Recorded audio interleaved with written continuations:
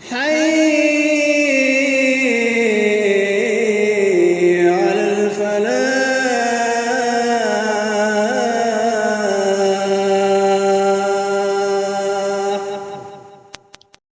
اعوذ باللہ السمیع العلیم من الشیطان الرجیم. بسم اللہ الرحمن الرحیم.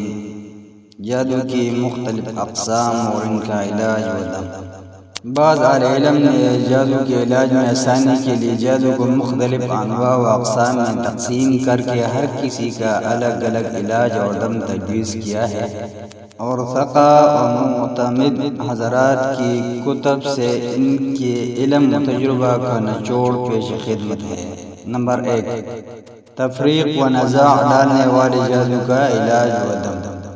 اہل تجربہ کی تقسیم کے مطابق جادو کی متعدد اقسام میں سے ایک میاں بیوی یا مختلف لوگوں کے مابین نزاع و جھگڑا اور تفریق و جدائی ڈالنے والا جادو ہے، جس کے علاج کے لیے سب سے پہلے اس گھر کے ماحول کو ایمانی فضا کا رنگ دیا جائے کہ اس گھر کی کسی دیوار پر تصاویر آویزاں نہ ہو، وہاں گانے نہ سنے جائے، کوئی عورت بے پردگی نہ کرے، کوئی مرد سونے کی انگوٹھی یا چین وغیرہ نہ پہنے، اور اس گھر کا کوئی پر تمباکو نوشی نہ کرے. کسی عورت کا علاج اس وقت تک نہ کرے جب تک وہ باپردہ رہنے کا عہد نہ کرے.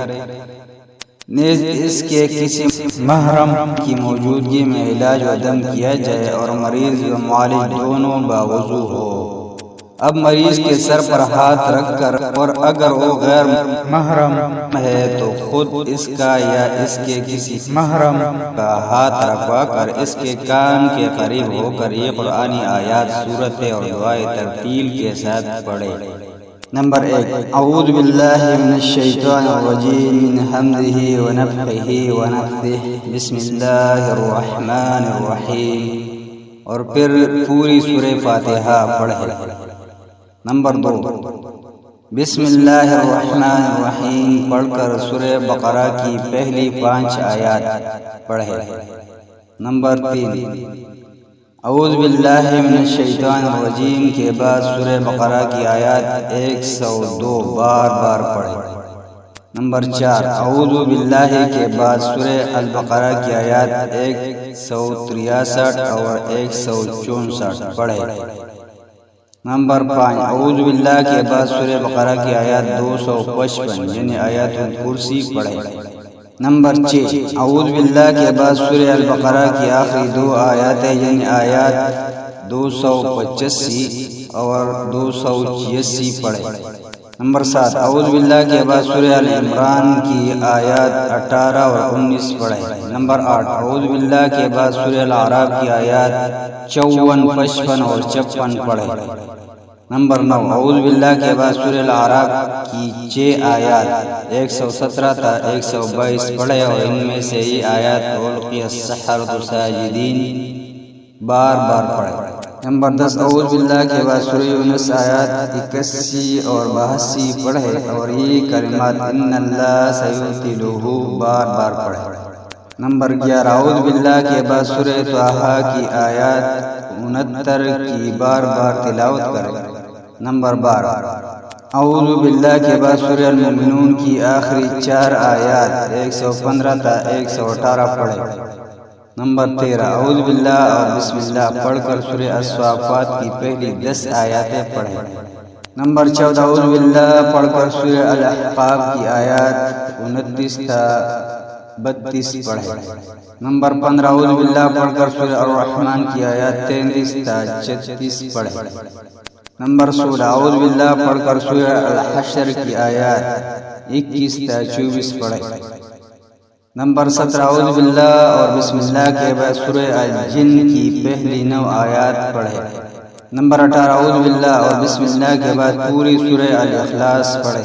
نمبر 19، اعوذ باللہ اور بسم اللہ کے بعد پورے سورہ الفلق پڑھے. نمبر 20، اعوذ باللہ اور بسم اللہ کے بعد پورے سورہ الناس پڑھے. یہ عمل یا دم بار بار یعنی آرام آ جانے تک کرتے جائے. پانی پر دم کر کے وہ پانی مریض کو پلائے جائے. اور ان آیات کو بکثرت سے سنا جائے یا ان پر مشتمل کیسٹ بکثرت سنے جائے، خصوصاً سورہ الصافات، یاسین، الدخان اور الجن بار بار روزانہ کم از کم 3 بار سنی جائے، انشاءاللہ شفا حاصل ہو جائے گی۔ ایک ضروری وضاحت، کیسٹ سے قرآن سننے کا عمل بعض اہل تجربہ علماء نے ذکر کیا ہے، لیکن اگر کوئی خود پڑھ سکتا ہو تو اس کے لیے خود تلاوت کرنا ہی زیادہ باعث روحانیت ہے، یا پھر اس کا کوئی عزیز پاس بیٹھ کر پڑھا کرے۔ ہاں، اگر ان دونوں صورتوں میں سے کوئی بھی ممکن نہ ہو تو پھر کیسٹ سننے میں بھی انشاءاللہ کوئی حرج نہیں۔ کیسٹ سننے کی بات آئندہ صفحات میں جہاں جہاں بھی آئے وہاں اس کی وضاحت کو پیش نظر رکھا جائے۔ یہاں یہ بات بھی ذہن میں رہے کہ کبھی کبھی دم یا علاج کے دوران میں پہلے چند دنوں تک مریض کی تکلیف میں اضافہ بھی ہو سکتا ہے، لہذا گھبرائیے نہیں، سلسلہ علاج و دعا جاری رکھے۔ 1 مہینہ پورا ہونے تک یا اس سے پہلے ہی اللہ کے فضل سے تکلیف ختم ہو جائے گی۔ آرام آ جانے کے بعد مریض بکثرت توبہ و استغفار کیا کرے اور لا حول ولا قوت الا باللہ پڑھتا رہے، نماز و تلاوت قرآن کی پابندی کرے اور صبح و شام کے اذکار کو اپنا وظیفہ و معمول بنا لے تاکہ اس پر دوبارہ ایسا حملہ نہ ہو۔